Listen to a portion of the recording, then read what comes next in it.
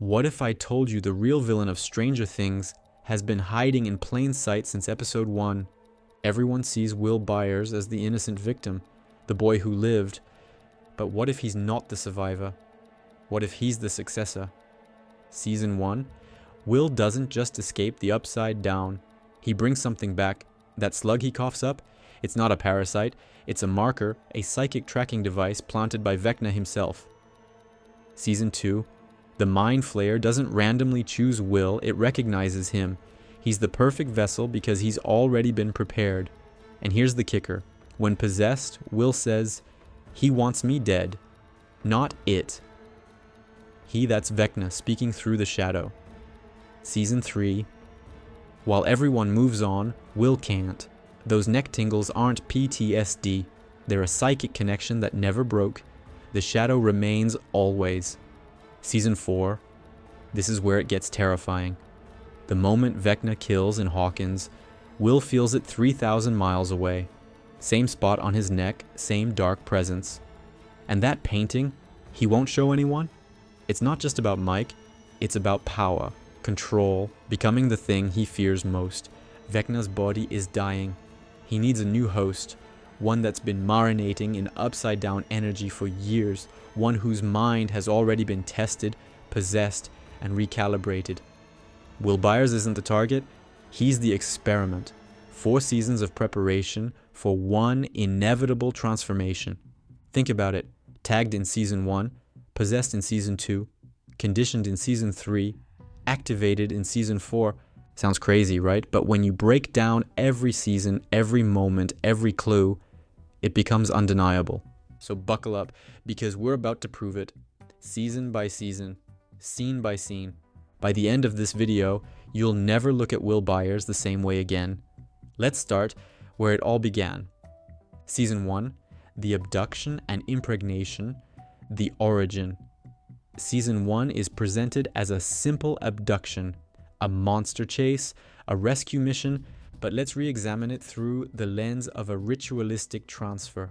Clue number 1, the impregnation. When Will is missing, he's trapped in the Upside Down for days. And here's what's crucial, the Demogorgon doesn't kill him. It could have easily, but it doesn't. Instead, it seems to deposit something into him. We see this at the end of the season when Will coughs up that slug. Now, the show plays this off as just a gross horror moment, but think deeper. This slug isn't just a physical parasite, it's a placeholder for the Upside Down's influence. This directly mirrors the Mind Flayer possessing him later. It establishes Will as the only character to be physically and spiritually integrated with that realm. Clue number 2, the evolving sight. After his return, Will experiences what everyone calls flashes. His mom thinks it's PTSD. His friends think he's traumatized. But these aren't flashbacks. They're shared senses. He's a live wire now, sensing danger before anyone else, feeling the presence of the Upside Down when no one else can. He's the first character to consistently display a telepathic, precognitive link to the dimension. And here's where it gets chilling. This is the embryonic stage of Vecna's powers. Henry Creel also started by just seeing into the other side, sensing things, hearing things. The setup. Vecna wasn't strong enough yet to fully manifest or possess a primary target, so he used the Demogorgon as a tool to tag Will, to leave a piece of the Upside Down inside the most psychically vulnerable child he could find, and it worked. Season 2, the possession and the shadow. This is where the vessel theory solidifies. Season 2 isn't about the Mind Flayer controlling Will, it's about integrating with him, merging, testing compatibility. Clue number 3, the spy. The Mind Flayer chooses Will specifically to be its spy. Not Elle, not Hopper, not Max or Lucas or any other Hawkins resident. Will. Why? Because Will's mind is the most conducive environment for a psychic takeover. He already had the pre-existing connection from Season 1. The Mind Flayer is the physical manifestation of the Upside Down's consciousness. And who controls that consciousness? Vecna. Vecna used Will to map out the tunnels, to spy on the heroes, to lure them into traps. Clue number 4. sensitivity to heat. Pay attention to this. The cold comforts Will. He likes it cold, he seeks it out, but heat burns the Mind Flayer out of him. Heat causes him pain. This is a terrifying parallel to Vecna's origins. Henry Creel was obsessed with cold, dark places. He felt discomfort in warmth and light. Will's body is already physically recalibrating to the conditions of the Upside Down, making it a more comfortable home for its master. Clue number 5, it wants me dead. This is subtle but crucial. When Will is being possessed, he manages to break through for a moment, and he says, "He told me he wants me dead." Not it. He, a person, a consciousness. This isn't the Mind Flayer talking. It's Vecna, the consciousness behind the shadow. But here's the twist. Vecna doesn't actually want Will dead. He needs Will alive. The Will inside is fighting back, warning his friends about the true nature of his dark passenger. The integration. The Mind Flayer. Possession was a test run for psychic fusion. The goal wasn't just to use Will as a spy, it was to see if Will's consciousness could be suppressed and replaced by the Upside Down's influence. It failed. They burned it out of him. But the connection was made permanent. Season 3, the isolation and the ice. Season 3 is the season of psychological conditioning. While the party is focused on love, summer, and new beginnings, Vecna is letting Will marinate in isolation. Clue number 6, the psychic tremors. Will knows when the Mind Flayer is active. His scar tingles, his neck burns. He's not just sensing danger, he's receiving a signal, like a radio picking up a frequency. The writers are explicitly telling us he is a receiver. And guess what? Henry Creel's powers also relied on listening to the psychic atmosphere, tuning in, feeling vibrations. Clue number 7, clinging to D and D. Will desperately tries to keep the D and D game alive.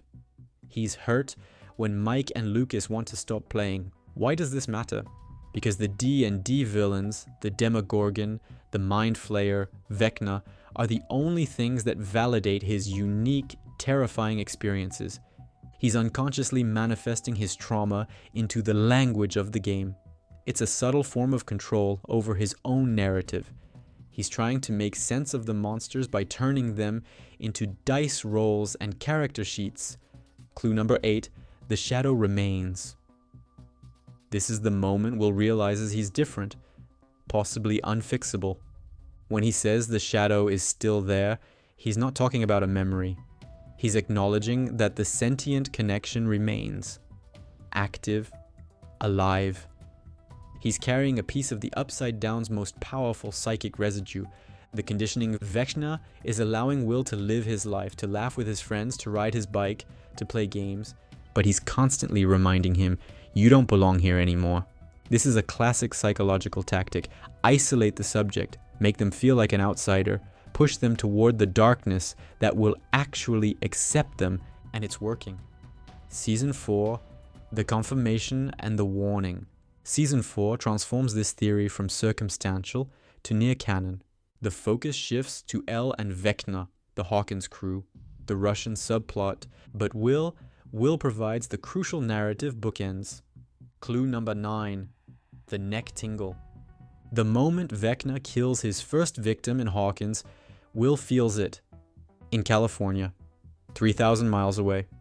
He puts his hand on the back of his neck, the exact spot where the Mind Flayer's possession was broken in Season 2. This proves that Vecna is linked to him, communicating on a subconscious physical level. The connection isn't dormant, it's active, waiting. Of the final reveal, the entire party looks out over the scarred landscape of Hawkins. The Upside Down's energy cloud swells, growing, spreading. And Will touches his neck again. His eyes lock on the dark cloud with a look of absolute dread and recognition. This is the moment he realizes the connection is back, stronger than ever. The vessel is ready. The full theory, Vecna's endgame. Let's pull it all together. Vecna needs a body in the real world to complete the merger of dimensions. His current physical form, it's deteriorating, rotting, dying. The theory, Will is the key to the true gate. Henry Creel's entire existence has been about finding a vessel, a way to cross back into our world and dominate it permanently. El closed the first gates, but Will's unique connection, his deep spiritual saturation by the Upside Down, means he's the only person who can become the human anchor for the final permanent gate. The finale won't be a battle for the Upside Down. It'll be a battle for the soul of Will Byers. Conclusion: the inevitable choice. The signs are too specific. The narrative focus too persistent. Will Byers isn't just a beloved character, he's the chosen one. The reluctant bride to the Upside Down's Dark King. He's been set up to be the ultimate weapon, either for good or for evil. And when Season 5 arrives, when that final confrontation happens, Will face an impossible choice. Fight the darkness and lose everything, or embrace it and become the monster. Now here's the real question. Do you think Will becomes the next Vecna? Or am I completely losing my mind? Drop your theories in the comments below. Tell me what clues I missed. Tell me I'm wrong. I'll read every single one. And if this theory just completely rewired your brain, smash that like button. It tells YouTube to show this to more Stranger Things fans who need to see this. Hit subscribe and turn on notifications.